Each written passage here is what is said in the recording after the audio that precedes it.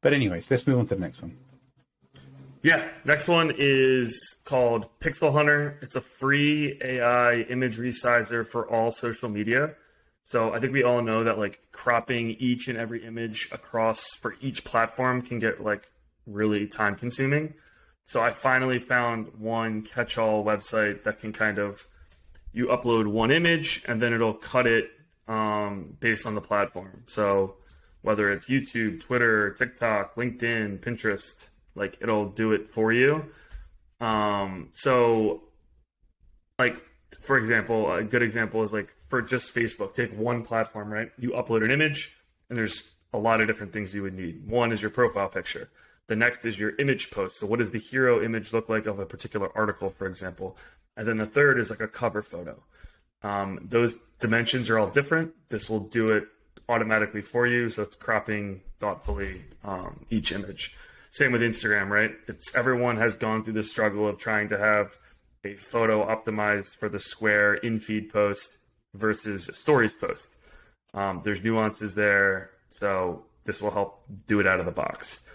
I can imagine that this saves a ton of time, and I think it's kind of cool that you just upload one high quality photo and it does all the magic behind the scenes. Have you seen anything like this, Mustafa? No, well, I mean, there's a tool which I designed called Squoosh, which was basically image compression. So, I mean, I think if you were to tie like something like that, like Photoshop or Squoosh to this, because basically this is about production, right? If you're producing content, you want to make it as quickly as possible.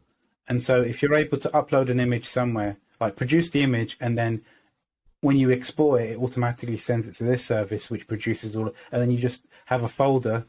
And even taking it one step further, that this app is connected to all of your social media apps. Then with one button, the moment you press, okay, I like this image, I've edited it, or whatever, I press export, everything else is done automated. And then you can go to each platform and just confirm if you want, or just automatically post if you're confident with it. So yeah, this would actually save you time. But I feel like there's like one step that's missing where like the bit for creating the image should be connected to this, and then the actual uploading of the image. Because I imagine you just upload any image, and then it will produce like, you know, it says 102 sizes we support. So presumably you download a folder, right?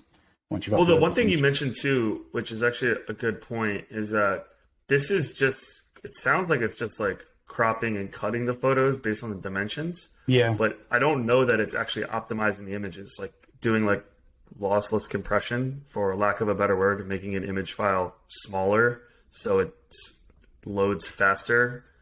So that would be like kind of something else I would want to know more about, is like if we actually uploaded an image, does it getting smaller, or is it literally just cutting it to fit the dimensions for the platform? Yeah, I think in terms of file size, unless you're posting it on your own sites or within your own apps, presumably Facebook, TikTok, and Twitter and such will actually have a system when images are uploaded to optimize them anyway. So you probably don't have to worry about that. However, if you're using it on your own things, that is something to consider. But yeah, I mean, again, this is like how to save you time, because all that's really changing is the dimensions.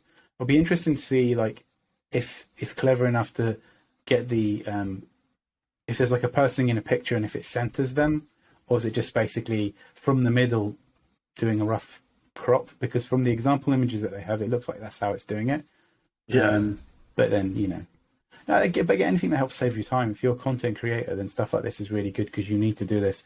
And the dimensions of, like you mentioned before, Instagram and YouTube are quite stark. And so once you commit to one platform, it's really hard to convert that content to another platform. So this will help.